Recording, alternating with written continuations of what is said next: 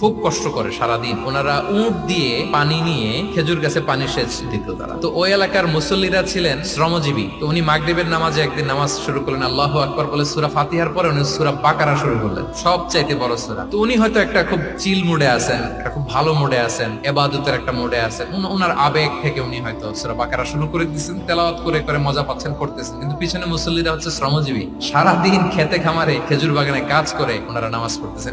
একদল তো নামাজ ছেড়ে দিচ্ছে, ছেড়ে দিয়ে নিজেরা নামাজ পড়ে আল্লাহর হাবিব সাল্লাল্লাহু আলাইহি ওয়াসাল্লামের কাছে যে বিচার দিলেন যে রাসূলুল্লাহ দেখেন এমন একজনকে ইমাম হিসেবে পাঠালেন, উনি মাগরিবের নামাজ শুরু করছে সূরা বাকারা দিয়ে।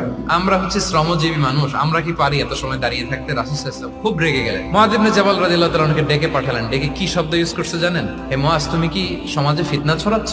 তোমাকে পাঠালাম সেখানকার ইউনিটি ধরে রাখতে, ইমাম হয়ে নামাজ পড়াবা, তালিম দিবা। দেখেন রাসূল সাল্লাল্লাহু আলাইহি ওয়াসাল্লাম ইমামকে এনে শাসন করলেন, বুঝিয়ে বললেন যে না, তোমাকে ছোট ছোট সূরায় নামাজ পড়াতে হবে যাতে করে কষ্ট না হয়।